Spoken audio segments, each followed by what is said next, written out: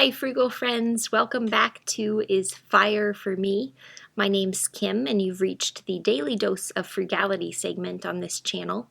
We are currently working our way through 365 Ways to Live Cheap. It's this book here. And we're in the first section. So far, we have covered take little steps, not big ones. Realize that you're not alone in this journey. Spend less than you earn. Calculate how much you really make. Record every penny you spend for a month. Master the 10-second rule. Master the 30-day rule too. And today we're on tip number 8 of the 10 biggest tips for living cheap.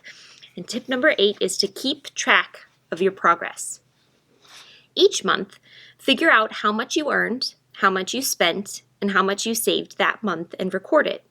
Then, try to match that number the following month. This is, in effect, the simplest form of budgeting.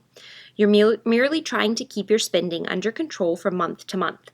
It also lets you see your continual progress. If you were able to live a bit cheaper and put just $50 a month into savings for 6 months, for example, you now have $300 saved up, showing you that your little changes are already adding up to something big.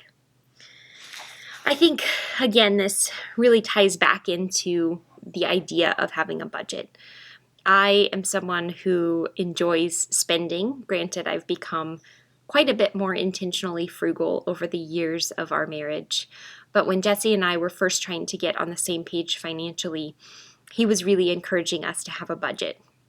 And I grew up with parents who had a budget, and I thought of a budget as something that was really restrictive. I thought that a budget was something that would make it so that I couldn't spend money that I had worked really hard for. And I really balked at the idea of having a budget.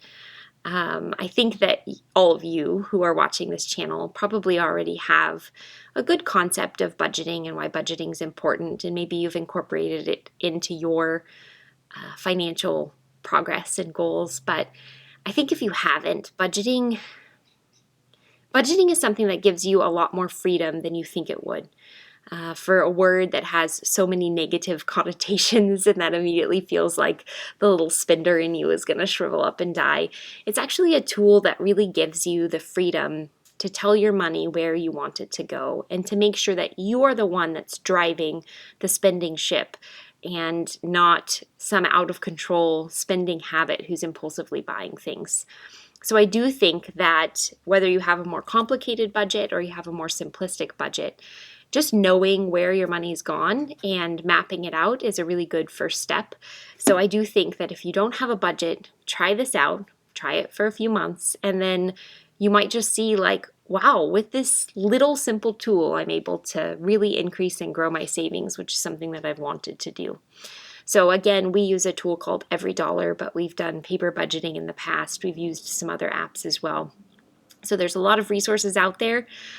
Feel free to ask in the comments if you want any more suggestions about budgeting tools. I know that Jesse will respond with really good answers because he's so knowledgeable about all of this stuff. So I just recommend that if you don't have a budget, you start out with a really simple one like they say here, and kind of see where you're spending your money and tell your money where to go. I will see you back here tomorrow for another daily dose of frugality, and I appreciate you spending some time with me today.